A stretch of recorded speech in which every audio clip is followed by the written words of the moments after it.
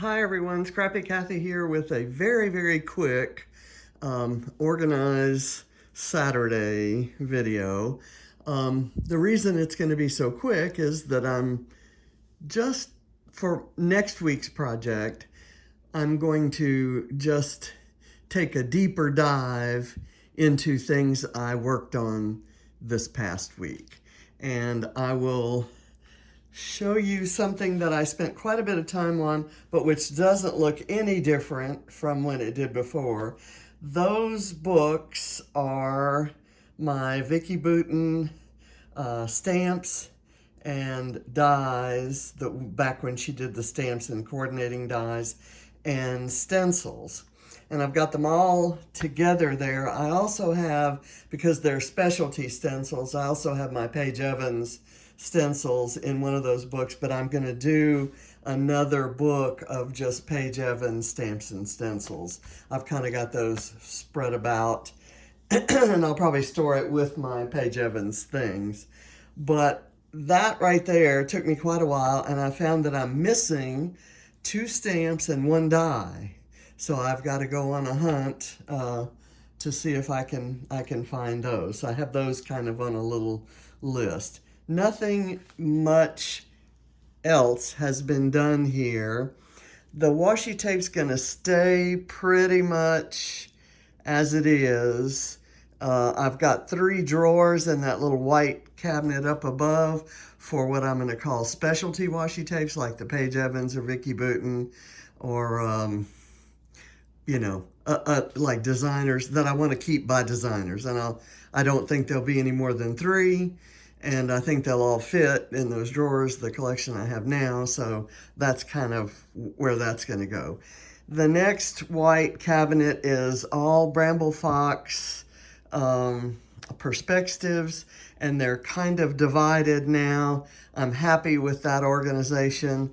I have got these things I'm not quite sure what to do with. They have been displaced, so I'm just kind of resting them there.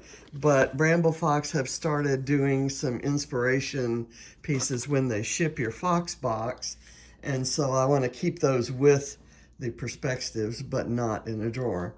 This is 6x12 stickers. It's like mostly, title thickers, but there are some that have patterns. I'm going to go through those and determine which ones I would actually be willing to use. I actually think I could ever use.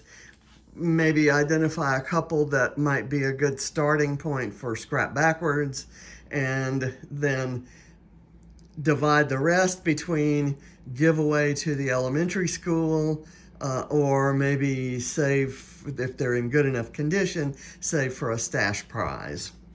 And there's some duplicates in there too. These are my 12x12 stickers that I have been using to pull my scrap backwards starting inspiration. And as you can see, I have quite a few more. I want to go through those and maybe organize them with, let's say I pick this one as a starting point. It's a doodle bug. And like, what else do I have that might kind of go with that in theme or color scheme, or if I kind of want to mix it up a bit. So kind of do a little bit of scrap backwards homework there. Over in this area, I have designated, this is my drawer right here that contains things that can be fussy cut. And so there's been some overspill from this one right here, which this one is kind of my orphaned embellishments, and it actually happens to have date stamps and frames, but let's not go into that. I know they're there, and I guess that's all that's important. This drawer had some things that I need to scrap. There are cards and some memories there, and everything in this drawer actually goes with photos. I have photos that would go with that to make pages. So these are like page makers. These 3 boxes down here, well, you'll notice my big scrap box is gone. So if I had a scrap that was big enough and I liked it well enough, I put it over with the 12 by 12 in that color scheme. If it was small or something I didn't particularly care for, it's actually in the recycle bin. So this is going to be where I store my scraps by project, and then I'll take a look at them maybe once a month even, but I'm going to kind of put that there. This empty drawer may hold scraps divided by color or something. Those 3 iris boxes I went through, and the material that's in there is ready to be scrapped.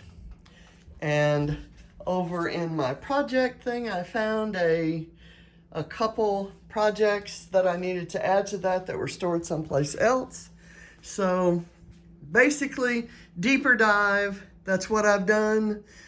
I'm going to take a deeper dive probably into everything that's up on here, and maybe try to clean this up. That big box is my Vicki Boutin Fernwood class materials, so I'll pull those out. Those will be separate, and I'll be using those. On the table right now, I got a new iPhone. I have to back up and empty and my current iPhone that I'm filming this on, and then over there is my water bottle and my laptop ready for the Scrap Smarter Experience class that starts in like a little over an hour.